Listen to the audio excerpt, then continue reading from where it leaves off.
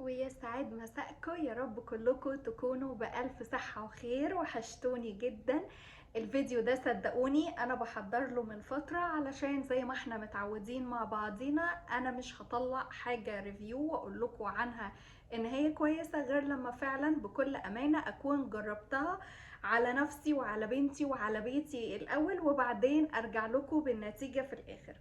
فانا طبعا كأم عندي بنوتة صغيرة عندها 5 سنين، طبعا شعرها بيتعبني جدا جدا في موضوع اني افك العقد منه. يعني هي شعرها الى حد ما مش خشن، بس هو مش ناعم، طبعا دايما هايش وقد كده، غير ان هو دايما معقد.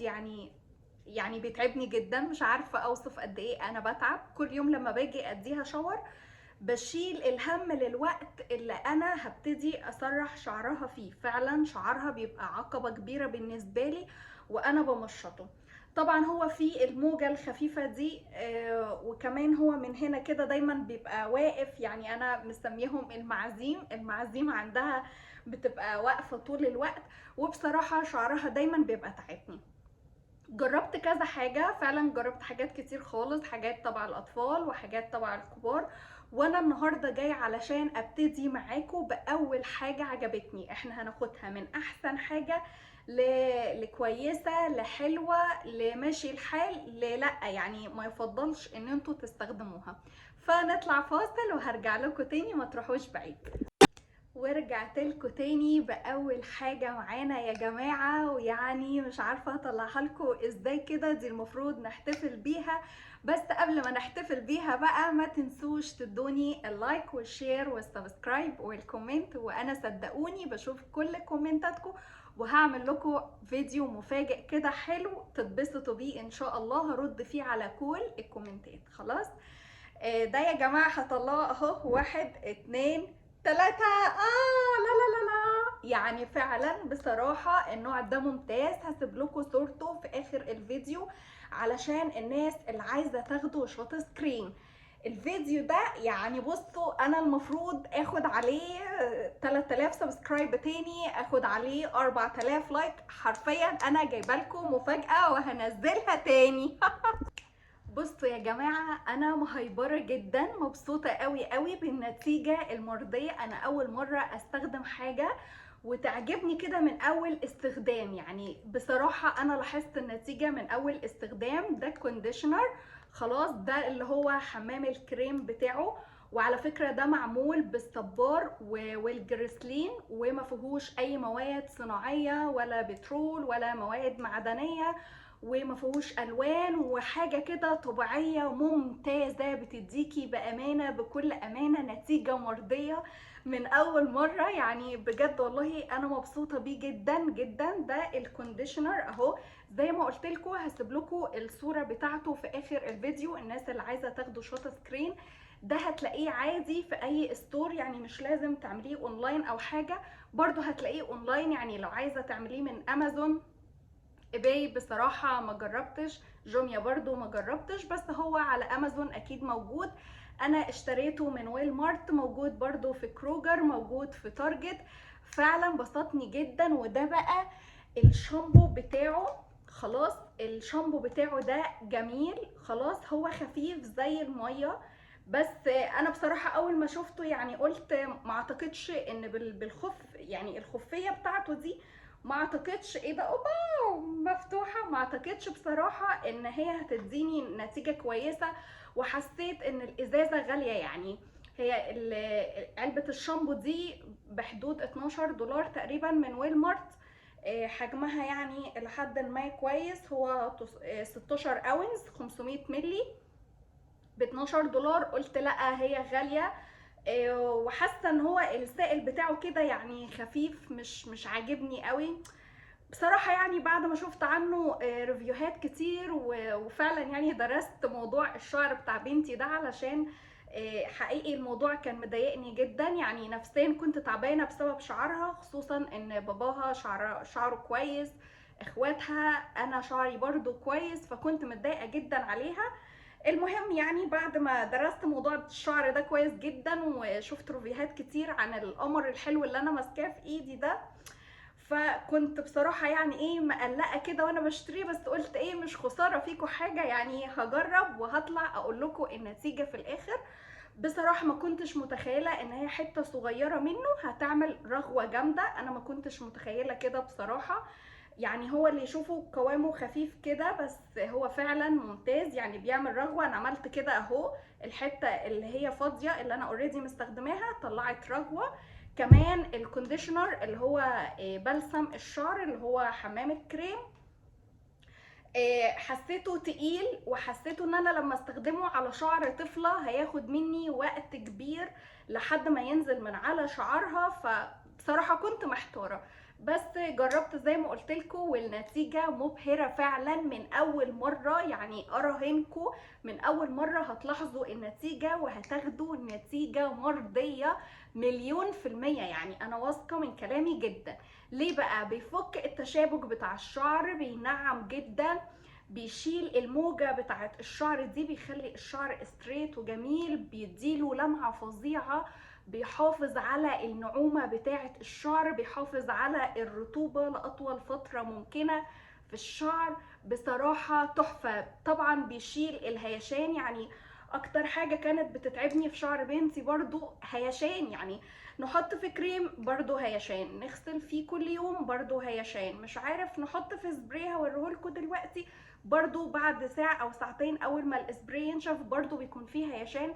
فكنت تعبانة جدا، لكن ده بيقعد معاكي يمكن يومين فعلا، صدقوني مش بتلاقي ولا هيشان ولا تشابك في الشعر، ممكن اكتر من يومين. بس بصراحة يعني انا بدي بنتي شاور كل يوم علشان خاطر سواد عيونكم، فقلت خلاص هجرب يومين اشوفه هيعمل ايه لما يتعرض لهوا مثلا، او بنتي بتلعب في شعرها بقى كتير وبتاع، عارفين الاطفال. فقلت هشوف الدنيا عامله ازاي. سبته يومين من غير ما اغسل شعرها، والنتيجه هي اللمعان هو الرطوبه هي السواد كده بتاع الشعر الحلو الجميل الساحل، اللي هو فعلا تحسوا ان الشعر ده ناعم طبيعي كده وجميل.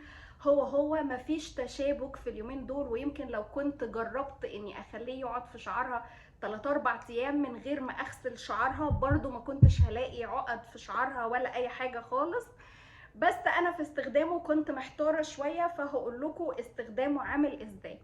انا عشان هي طبعا بنوته واحنا خلاص داخلين على فتره الشتاء، فمش عايزه اخليها من غير هدوم كتير وتقعد تحت الميه فتره طويله. فاول ما بتخلع هدومها بدخلها تحت الشاور، بتبل شعرها بالميه، وبعدين بحط الكونديشنر الاول، بحط البلسم اللي هو حمام الكريم الاول، وبعدين بجيب اي توكه كده والم شعرها لحد ما اغسل جسمها كله واغسل وشها واشطفهم. وبعدين بقى بعد ما اشطف الكونديشنر من شعرها، حمام الكريم من شعرها، بعد ما اشطفه كده حتى مش لازم يبقى كويس، ببتدي احط في الشامبو. عايزه اقول لكم برضو وانا بحط الكونديشنر عشان هي طفله، انا بحاول ان هو ما يلمسش فروه الراس، رغم ان هو امان جدا، يعني هو امان ما فيهوش حاجه صناعيه، ده يا جماعه بالصبار والجريسلين، يعني حاجه فعلا ممتازه.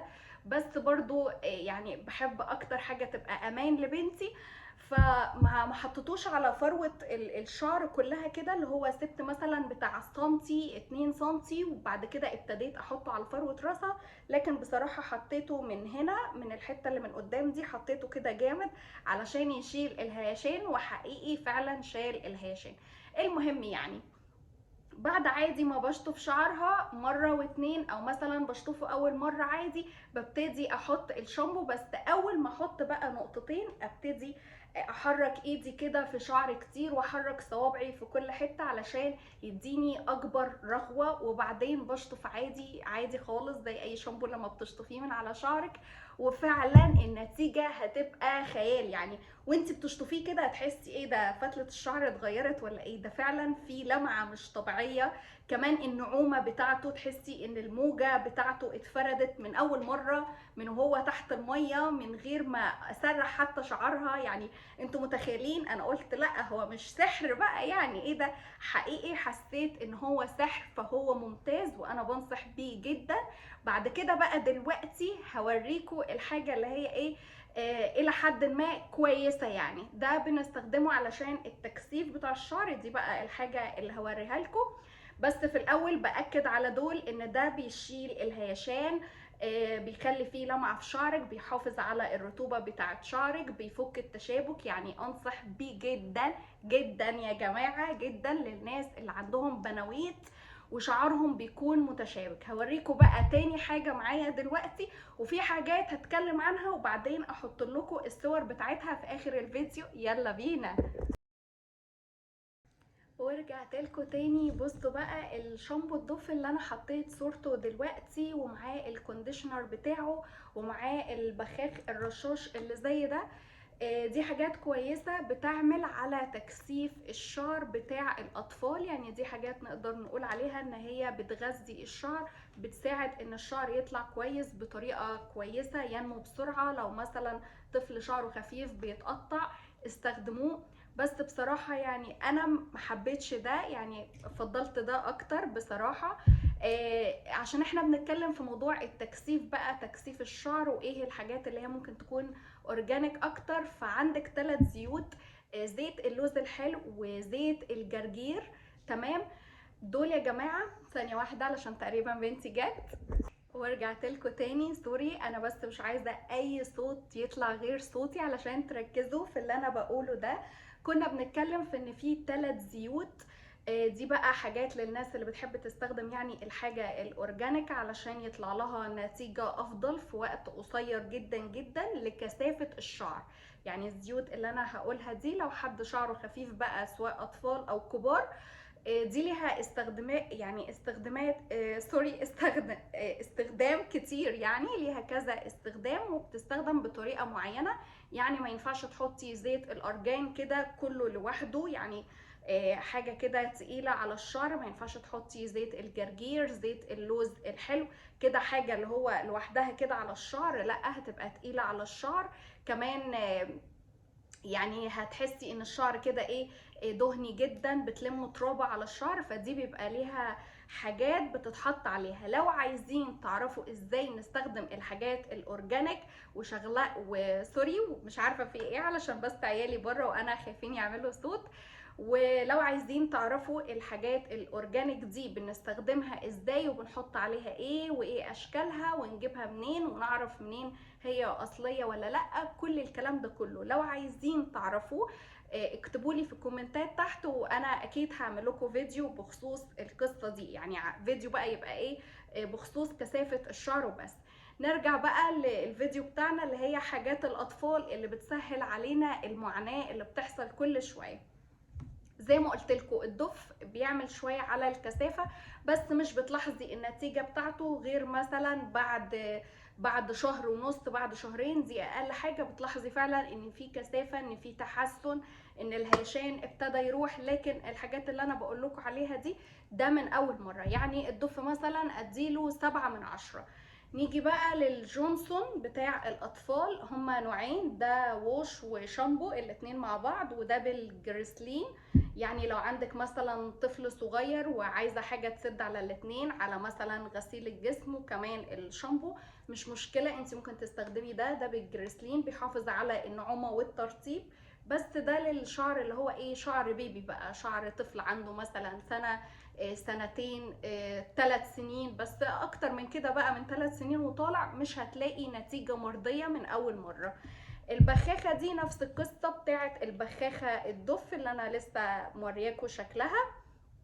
كل الحكايه ان انت بس لما بتلاقي شعر بنتك متشابك، طالع مثلا في مكان في حد جاي، مفيش وقت مثلا تديها شاور، عايزه منظر شعرها يبقى لسه مبلول ويبقى ريحته حلوه ويبقى كمان نضيف كده وناعم وشكله كويس، بيساعد كمان ان انتي تفكي التشابك بتاع شعر بنتك.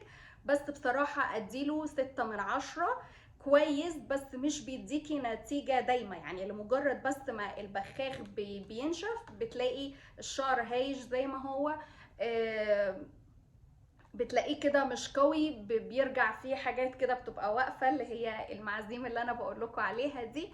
يعني هو ده بصراحه الجونسون اديله مثلا 6/5. لكن الضف نديله 7/10، 7.5 كمان. لكن اللي انا بقول لكم عليهم دول نديهم 10/10 فعلا. وانا مستنياكم تكتبوا لي في الكومنتات. دي بقى بنستخدمها ازاي؟ ولا اي حاجه خالص، هي بتبقى مقفوله كده، فانت بتفتحيها كده اهو وبترشي عادي. مش عارفه كده قفلتها ولا ايه، اهو بترشي عادي، مش عارفه باين ولا لا. خلاص، حاجه كده ايه زي الميه، ريحتها كويسه، في منها روايح كتير برضو. كل اللي انا بحكي لكم فيه ده حاجات طبيعيه كويسه، بس زي ما قلت لكم مش بيديني نتيجه مرضيه، دي اللي هي حاجه مؤقته مش بتديني نتيجه مرضيه. كده خلاص الفيديو بتاعي خلص، ويا رب يكون عجبكم، ويا رب تكونوا استفدتوا. وبفكركم تاني ما تنسوش اللايك والسبسكرايب والشير والكومنت. لو عندك اي تعليق اكتبوهولي وانا اكيد هشوفه. اشوفكم على خير يا رب يا رب في فيديو جديد.